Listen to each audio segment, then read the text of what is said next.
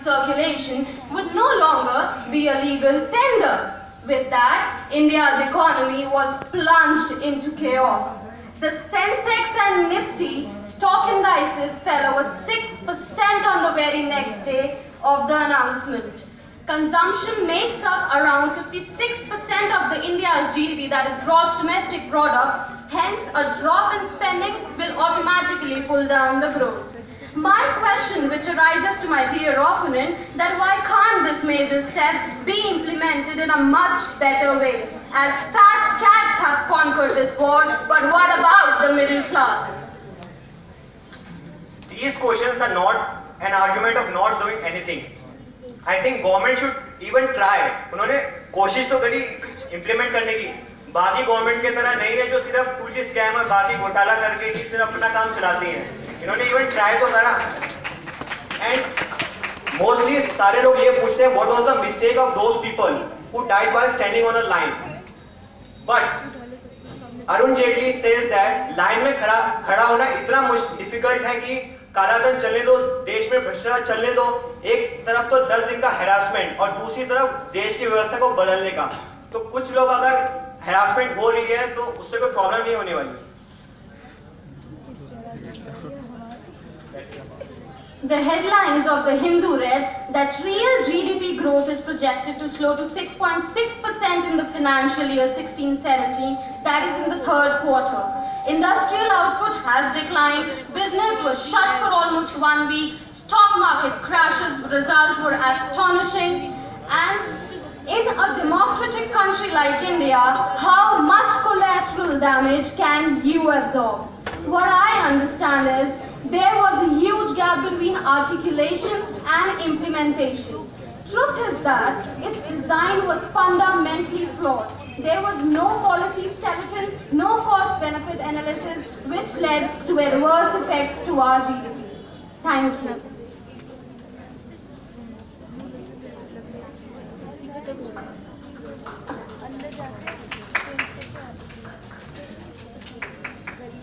Do we have Aarti amongst us who wants to speak in favor of the theme? Aarti and Rachna. Rachna?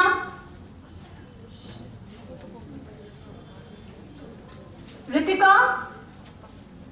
All right. Rohit Walia?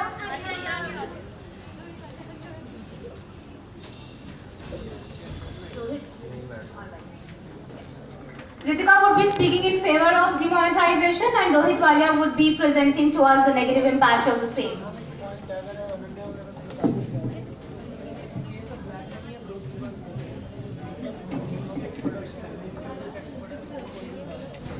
Good afternoon everyone. Before starting, I would first want to present my view in just one line on this topic. I, as an Indian citizen, strongly stand behind this move made by our President on 8th November.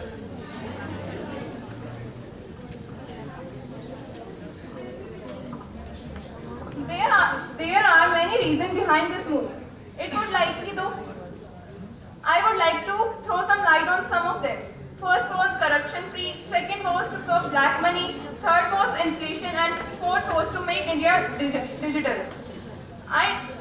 Let me just provide you with a numerical figure of current and past GDP. Before demonetization, GDP was 7.2% and now the GDP is 7.1%. As we can see that there is just a change of 0.1% and it doesn't matter. So I don't know why people are creating such a mess. Hello everyone, I am against demonetization. I want to say that the root cause behind implementing demonetization was to recover black money. I agree that a part of it has been recovered, but what about the black money that is still in the Swiss banks? According to a report, there is rupees 92.95 billion still in the Swiss banks deposited by the Indian citizens. And as if you see that Vijay Mallya, a renowned entrepreneur, he has fled away to the foreign country with rupees 7,000 crores of bank loans. No steps still have been taken to call him back. What about that?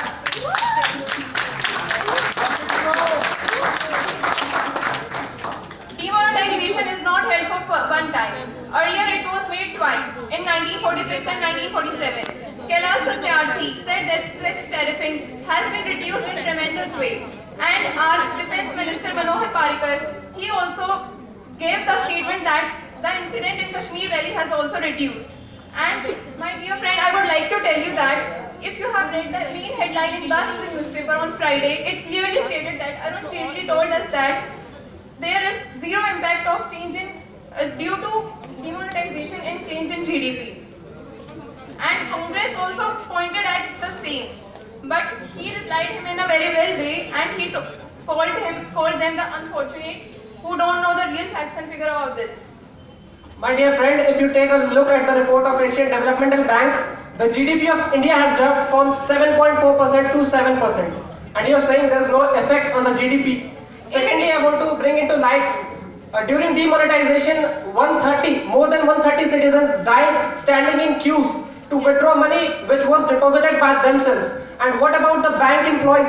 More than 33 bank employees died due to work pressure. What about that? Who is responsible for that?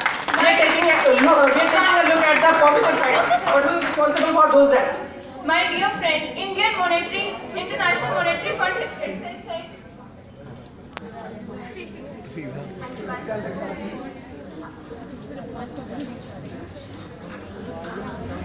I would like to next call Ayushi Rawat and Shubham Pathak. Ayushi Rawat, please raise your hand if you're around. Shubham Pathak. Okay, so Ayushi would be speaking in favor of demonetization, and Shubham Pathak would tell us what he finds problematic with the entire conceptualization of PM. Good morning, everyone. Today we are here to debate on the biggest change that India encountered in the recent times, that is demonetization and effects on the GDP. Narendra Modi on 8 November 2016 addressed the nation at 8 p.m, shocking the corrupt and surprising the rest. Demonetization of 500 and 1000 rupee notes has led to drastic changes in the economy. As we all know, 95% transactions are made in cash in India, and it was a radical movement that led to almost 86% of the cash that's in the economy to be reverted back to banks. Whatever money we have may be, okay, white money, whatever we are having is from our income, but not everybody has white money stacked in their beds, their washrooms, their vans, their whatever, bungalows. Everybody has some amount of black money, and which is unaccounted for, and they are not paying tax for it. But this movement has led to an income of a huge amount of tax, which will, lead to... After the announcement of demonetization, there was a clear impact on the GDP.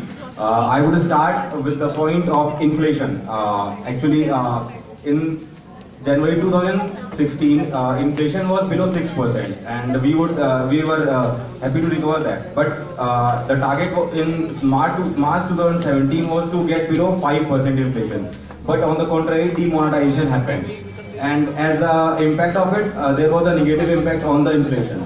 Growth slowed also, as the demonetization reduced the demand as well as the supply.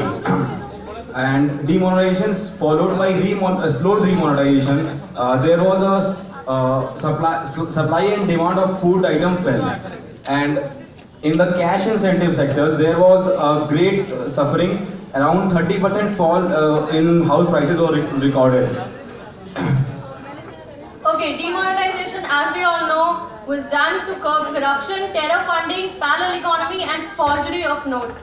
The Indian Monetary Fund and the RBI governor recently on a public platform said that demonetization would have only short-term impact, which my fellow correspondent said. That a really short-term impact would be on the economy, and the economy would bounce back with the expected growth of 8%. This is not normal, okay? This is higher than what is expected, and this is not done. This statement is not made by somebody who's nobody knows. It's made by Indian Monetary Fund. Again, World Bank CEO said demonetization may have caused some hardships for people living in the country, but in the last move, it will help improve investment and will make the economy better. As Amar Sen, the famous economist, has said that the government will get the benefits of doubt, and it has been clearly cleared, because the recorded GDP, which is around 7.1, I think, has understated the impact of on informal sector. That have not been clarified yet how the GDP has been calculated in that, because a term the Hindu newspaper read the term pegged GDP. So it is not yet clear that the 7.1% figures are absolute or not, because International Monetary Fund also said that they will drop out around 0.6% in the GDP, and different rating agency also said that there would be a fall in the GDP. So we can't talk about that that it should be 8%. It may be.